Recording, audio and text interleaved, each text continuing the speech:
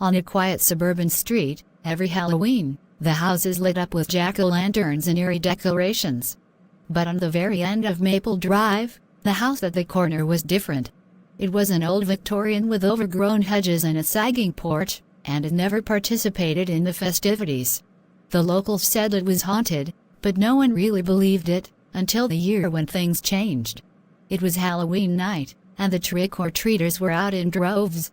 Kids in costumes darted up and down the streets, their laughter and shrieks filling the crisp autumn air.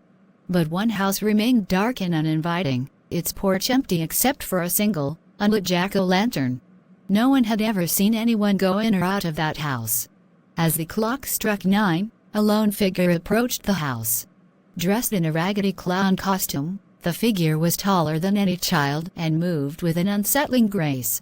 The other kids had avoided the house all evening, but this trick-or-treater seemed determined. The figure walked up the creaking steps and rang the doorbell. A few seconds later, the door slowly creaked open.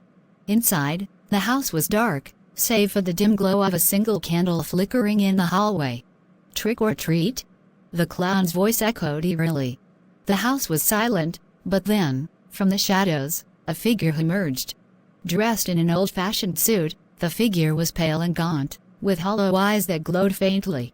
It was the owner of the house, rumored to have vanished years ago. "Come in," the ghostly figure said in a voice that seemed to come from another world. The clown, seemingly unfazed, stepped inside. The door shut behind them with a finality that sent shivers down the spine of anyone watching from the street. The inside of the house was even more unsettling, walls lined with faded photographs of people long gone, cobwebs hanging like shrouds, and an air of decay that seemed almost tangible. The street remained silent as the minutes ticked by. A few neighbors, curious and uneasy, gathered at the end of the driveway, whispering about what might be happening inside. Suddenly, the door burst open, and the clown stumbled out, gasping for breath, eyes wide with terror. He took a few steps into the yard before collapsing, his costume now a tattered mess. The neighbors rushed to his side, but the clown was unresponsive. In his hand was a single, old-fashioned candy, wrapped in faded paper. The only treat he'd received. The next morning, the house on Maple Drive was gone.